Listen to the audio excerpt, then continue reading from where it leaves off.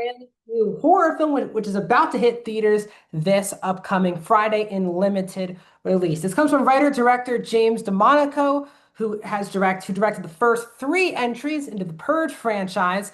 This film stars Pete Davidson as the lead character of Max, an adopted child who 10 years is still suffering after his adopted brother, who he's very close with, died unexpectedly while his brother was in college. 10 years later, Max is now struggling in life. He's getting himself into trouble. And his dad gets him out of trouble with the judge. But in order to not go to prison, he has to take over and be a part of this old living home and make sure that all these people are tended to. He does janitor work. But as he enters this new old person's home, as they say, things start to feel weird about the situation. He tries to uncover the mystery of what's actually happening at this home. The film is an hour and 37 minutes and is rated R. Welcome back, everyone, to a brand new review here on Max Talks Movies. My name is Max Zinneberg. If you're new to the channel, guys, please hit that subscribe button and ring that bell for notifications. I do movie, TV show reviews, box office breakdown shows, movie franchise rankings, and out-of-theater reactions. So if you're new, please join, hit that subscribe button, and ring the bell. Comment down below. What are your thoughts on The Home? First of all, have you even heard of this movie?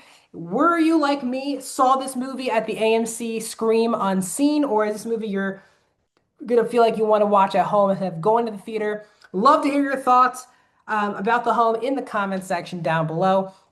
And guys, hit that thumbs up button. It's the best way to help support YouTube creators like myself. So, I just explained. So on this past Monday night, I got a chance to go to the AMC Scream Unseen.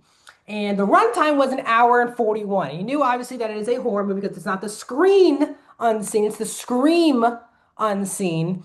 And it felt like it was between two movies. The movie with Dave Franco and Alison Brie called Together, which that movie has an hour and 42-minute runtime. And the runtime they gave on AMC was an hour and 41.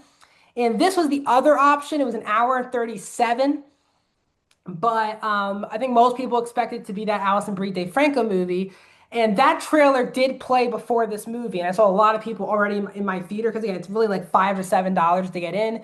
They left, like people were leaving the theater after they found out this was the movie they were going to be showing. And I had heard of this idea of a movie where the guy from The Purge directing Pete Davidson in a horror movie. Didn't realize it was coming out this weekend once the Together trailer played in the theater, I then tried to realize what movie was going to be being played. And I saw this and didn't want to look at a plot, just making sure this was the movie, and it was. And I heard, again, there were no reviews about the movie. It's coming out in very limited release this week. But I got a chance to see it with the AMC Scream Unseen. And I gotta say, this for me, I think could have the potential of being like a cult hit for the people that really love this movie.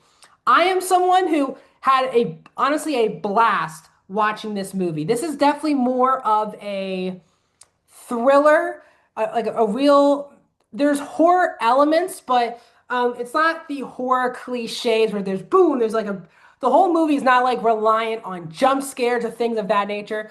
The whole situation of what actually is happening at this old person's home, retirement home, whatever you want to call it, when you realize what's going on, that's like the horrifying situation. It's a horror movie in a different way. It's not trying to scare you. It's not trying to have you lose sleep over particular characters or the look of characters. It is the situation that itself that is very horrifying.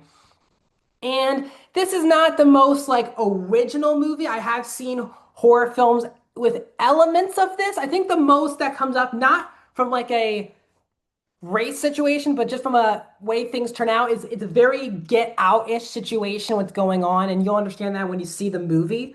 I found it to be very enjoyable. It's definitely a horror thriller that for me kept me on the edge of my seat throughout the entire movie. And I think Pete Davidson, who it was very weirdly cast, I thought, and I'm someone who loves Pete Davidson, but I was like, this is such a weird, like 5 to 10 minutes into the movie, I was like, this is very weird casting to have him leading this type of movie. Because again, this movie has its spurts of dark comedy thrown in there, but it's not really a comedy at all. This movie is taking itself, as it should, very seriously. And I think Pete Davidson was actually very well cast because the lead character for this movie just has to feel like a regular human being, like not someone who feels as fantasy stuff, as over the top as some of the obviously the elements of this movie are. And I think Pete Davidson was actually quietly a smart cast for this movie because he does feel like just a regular person who's thrown into this very off-putting situation, and he has to have give genuine reactions to just off-putting stuff. I thought he did a very good job. The whole ensemble thing is good. John Glover is very good in his role. So is Bruce Almond, who plays the doctor, who is the person running this entire nursing home. There's the character of Norma as well, who is very good in the movie as well. So it's a very good ensemble.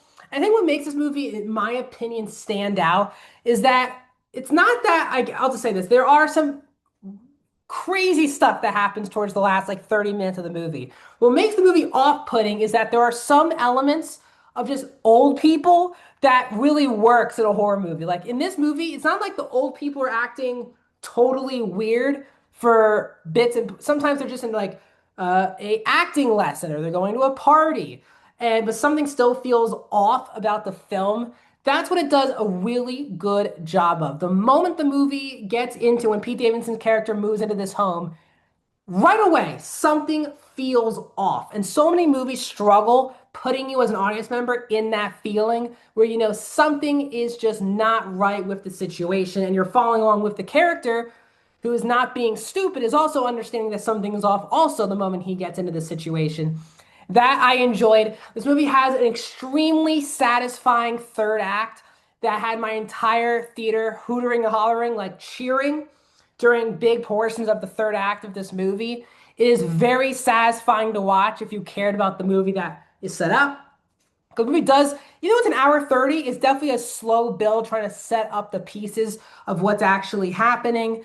Again, very satisfying ending. The movie I thought was very enjoyable. And I wish, honestly, more movies were kind of made like this with the story I'm talking about in the horror genre. Now, this is not the most well-made movie, especially coming from the director of the first three Purge movies. Sometimes the action, when there's action in this movie, just isn't looking right. They clearly didn't have enough budget to go, 100% on every single big horrifying sequence or action sequence. So some just look very cheap. I do think the editing at time is at times is very distracting, especially in the action sequences where someone's trying to kill someone and the camera's just shaking around so you don't actually see sometimes what the characters are doing. And it's a very distractive method. Now, again, they're trying to give a creative method to not have to spend so much money on a movie like this, which I respect. But when I'm getting distracted, that to me was a problem. And again, these are not like the twists and turns of this movie, I guess, are not things I haven't seen before. So they were predictable to me. They were satisfying, but the movie takes a long time setting the table for things. And there are times that I was ahead of the characters and the story too much in this film, where I think the film itself feels like it's a lot smarter than it is about what's actually happening. And around the halfway point, I kind of realized what was really going on. There's like one little thing that I wasn't predicting, but if I felt a little bit too much ahead of the movie in this one. And overall, though, this is a blast of a 97 minutes. Is this one of the best horror films you'll see this year? No, but if you enjoy this movie in the beginning and you're invested in the setup of this movie, which I was, I think you're going to have a really good time with The Home. So overall, I'm giving it a 3.5 out of 5. I am going at 72% for The Home. What are your thoughts on this movie? Let me know down in the comments section. Like the video, subscribe. I'll see you guys in the next video.